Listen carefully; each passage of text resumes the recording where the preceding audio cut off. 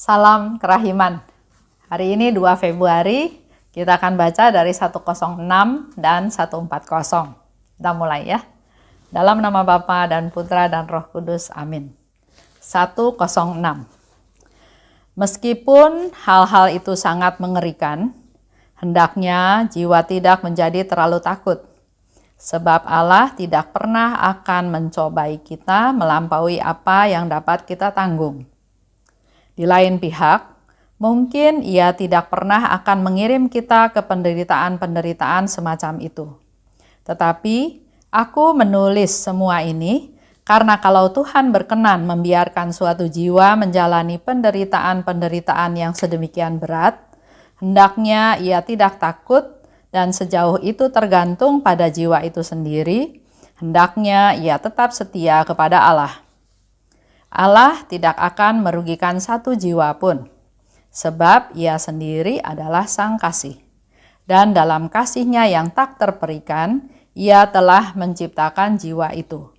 Tetapi ketika aku sedemikian disiksa, aku sendiri tidak memahaminya. 140. Cinta yang murni mampu melakukan perbuatan-perbuatan besar, dan ia tidak dipatahkan oleh kesulitan ataupun penderitaan. Sebagaimana cinta tetap kuat di tengah kesulitan-kesulitan besar, demikian juga ia bertahan dalam menghadapi kehidupan sehari-hari yang rutin dan membosankan. Ia tahu bahwa hanya satu hal yang diperlukan untuk menyenangkan hati Allah. Melakukan bahkan hal-hal yang paling kecil karena cinta yang besar.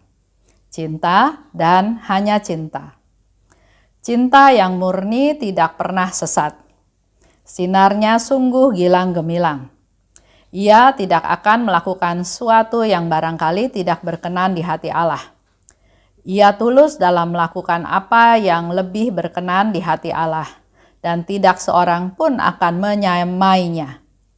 Ia merasa bahagia kalau ia dapat mengosongkan dirinya sendiri dan membakarnya ibarat suatu persembahan yang murni. Semakin ia memberikan dirinya sendiri, semakin bahagia ia. Tetapi juga tidak seorang pun dapat merasakan bahaya-bahaya dari jauh seperti yang dapat dirasakan oleh cinta. Ia tahu bagaimana membuang kedok dan juga tahu dengan siapa ia berhadapan. 106. Allah tidak pernah akan mencobai kita melampaui apa yang dapat kita tanggung. Itu sering juga kita dengar ya. Di Alkitab juga ada bahwa memang Allah nggak pernah mencobai manusia di luar kemampuannya. Ini menjadi satu hal yang harus kita pegang, yang harus kita percaya, yang harus kita imani. Bahwa Allah tidak mungkin membiarkan kita jatuh tergeletak. Allah tidak mungkin membiarkan kita menderita di luar kemampuan kita. Artinya, kalau sekarang kita masih menderita, memang sering kita dengar ya, ada yang bilang, aduh Bu Esther saya sudah nggak kuat. Saya sudah nggak kuat. Tapi melalui kata-kata ini kita harus menjadi percaya bahwa kalau saya masih mengalami penderitaan, artinya Tuhan tahu saya masih kuat.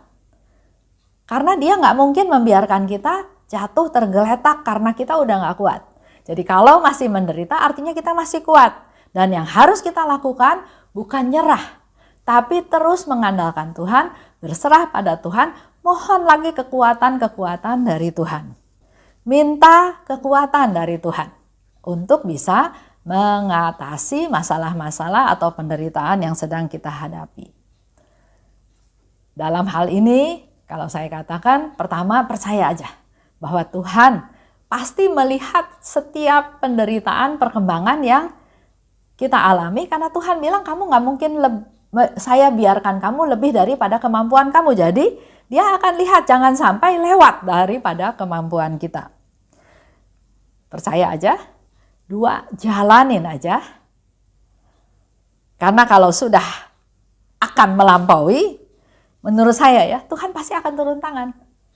Akan menyelesaikan masalah penderitaan tersebut atau akan memberikan kekuatan lagi yang baru supaya tetap kita lebih kuat daripada penderitaan yang kita alami.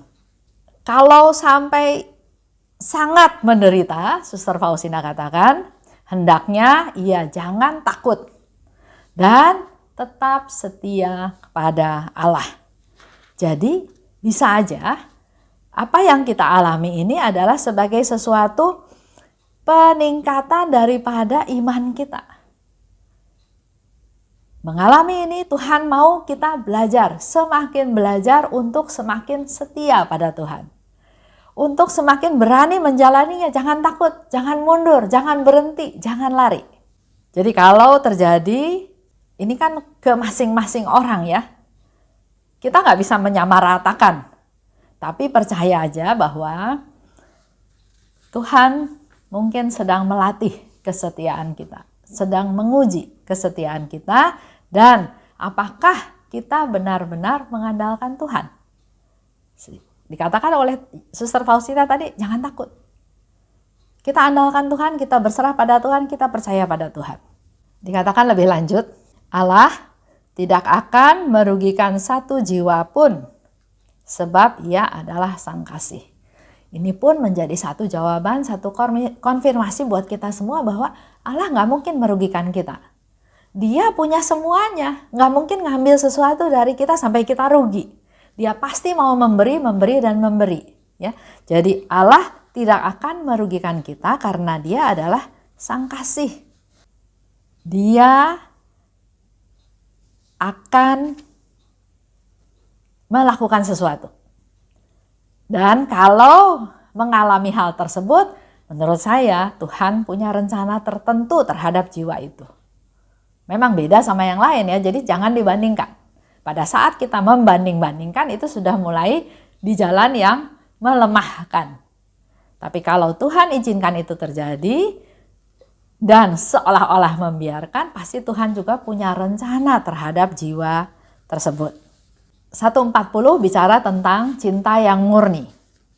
Cinta yang murni mampu melakukan perbuatan-perbuatan besar. Dan kalau dasarnya adalah cinta yang murni, maka pasti kesulitan dan penderitaan enggak mungkin menghalangi, mematahkan cinta yang murni tersebut. Contoh, saya kasih contoh ya. Ada satu keluarga, suami istri. Suaminya karena persisnya saya nggak tahu ya, karena apa. Tapi beberapa lama kemudian si istri cerita sama saya bahwa suaminya melakukan perselingkuhan dan perselingkuhan itu sudah dilakukan bertahun-tahun.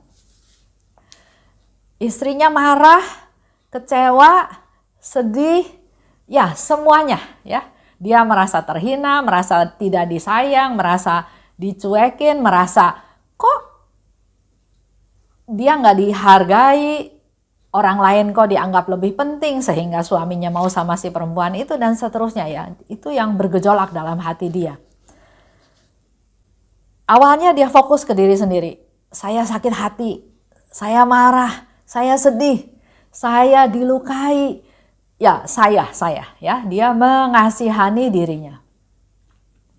Tapi bagusnya dia enggak hanya fokus ke saya. Dia selalu datang pada Tuhan, dia persembahkan kesedihannya, kesulitannya, kemarahannya, dendamnya semua dia limpahkan, dia beritahukan, dia ceritakan, dia berkeluh kesah pada Tuhan. Nah, di dalam proses itu ya ada bimbingan karena nasihat yang dia terima kan macam-macam.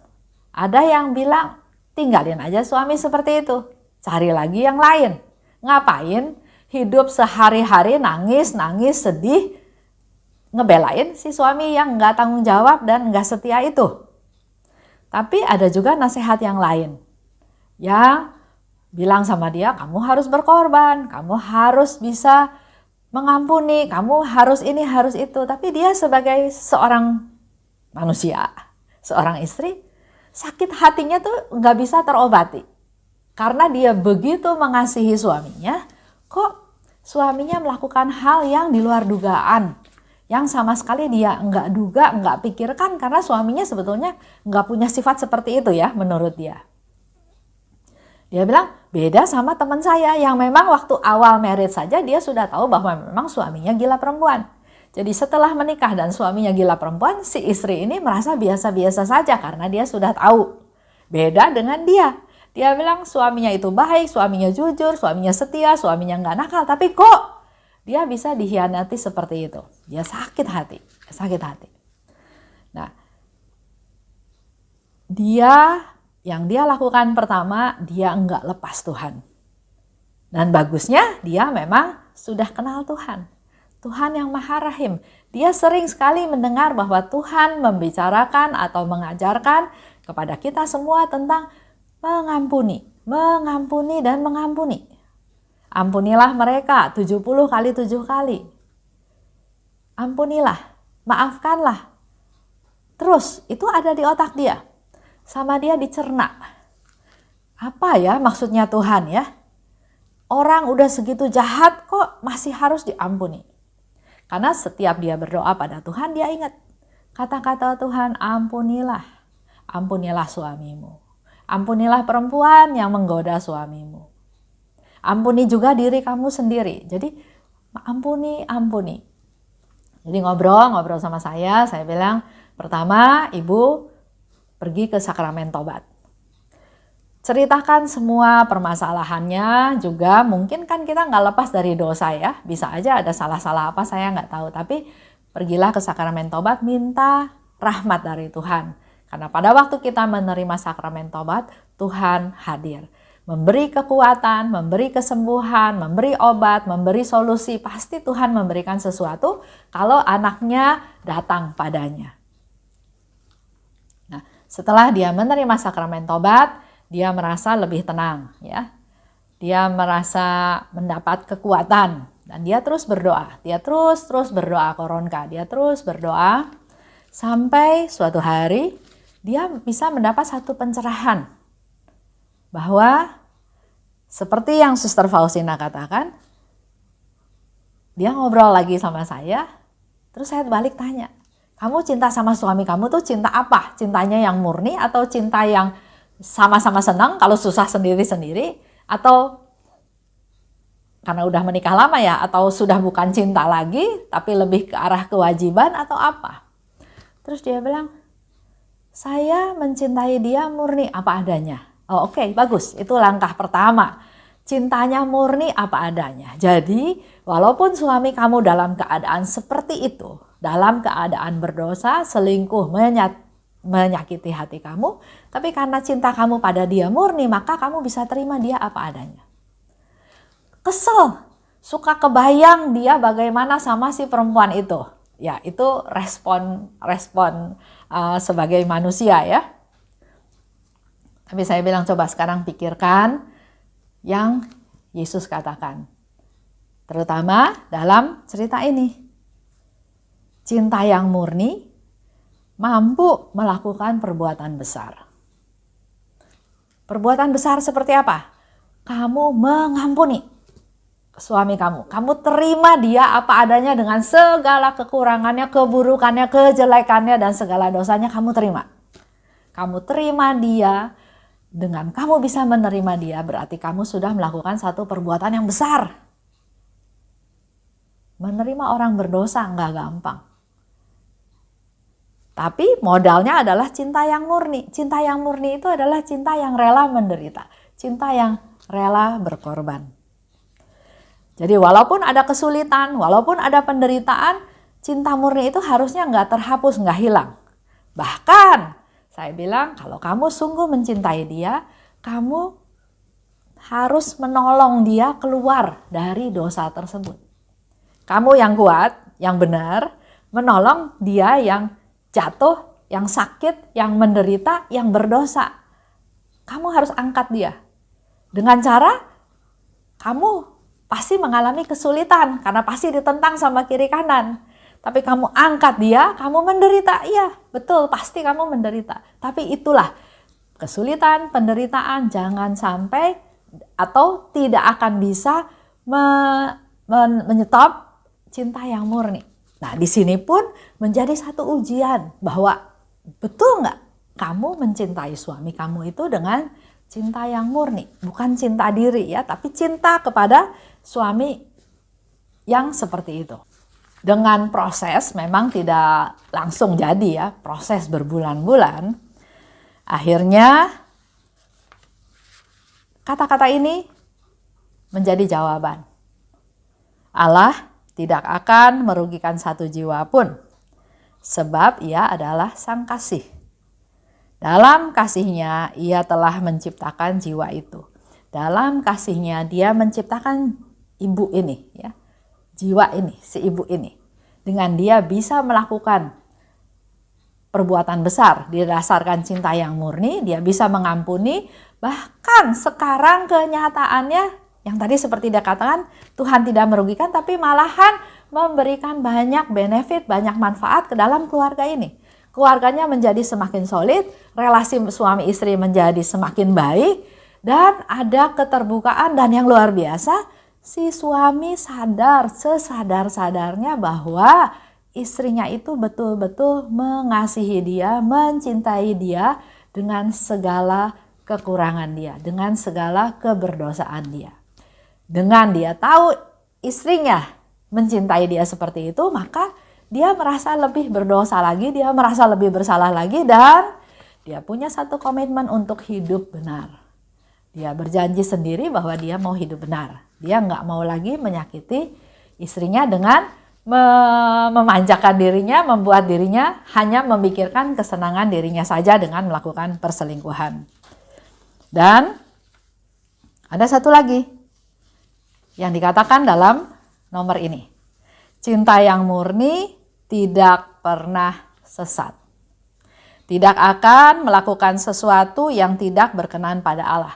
Dengan dia mengampuni suaminya, dia menerima kembali suaminya, dia melakukan sesuatu yang pasti berkenan pada Allah. Karena Allah mengajar kita untuk mengampuni. Allah ingin keluarga yang rukun, bukan keluarga yang terpecah-pecah. Memang si jahat menggoda, tapi Allah pasti senang dengan keluarga yang rukun. Karena ia tulus dalam melakukan apa yang berkenan di hati Allah. Semakin ia memberikan dirinya sendiri, semakin bahagia dia. Itu cinta yang murninya. Semakin dia bisa memberikan dirinya sendiri, semakin dia bisa membahagiakan suaminya, dia semakin bahagia. Ia tahu bagaimana membuang kedok dan tahu dengan siapa ia berhadapan. Dengan proses ini, ibu ini mengalami sesuatu yang luar biasa. Dia merasakan betapa Tuhan mengasihi dia.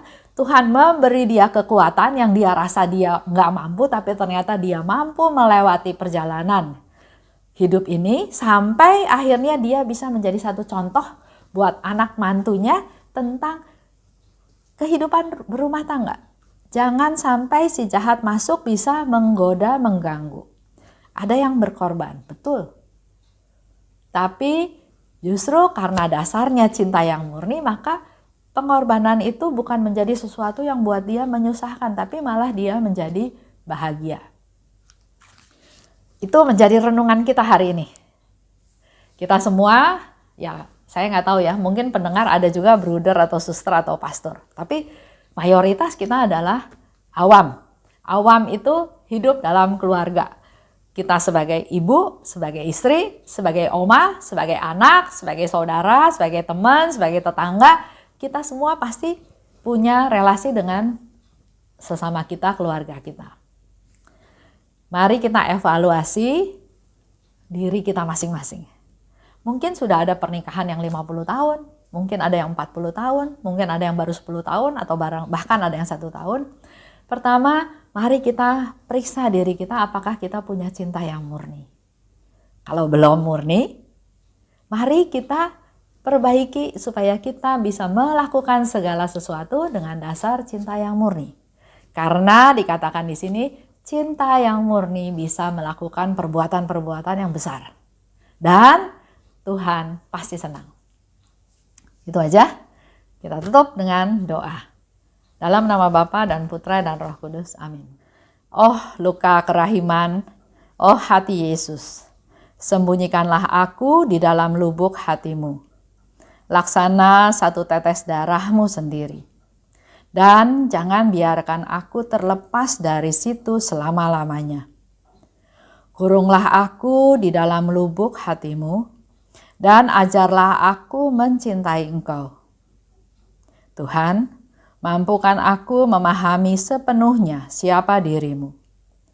Bawalah aku masuk ke dalam rengkuhan mesra-Mu, sejauh itu dapat ditanggung oleh kodrat insani. Amin.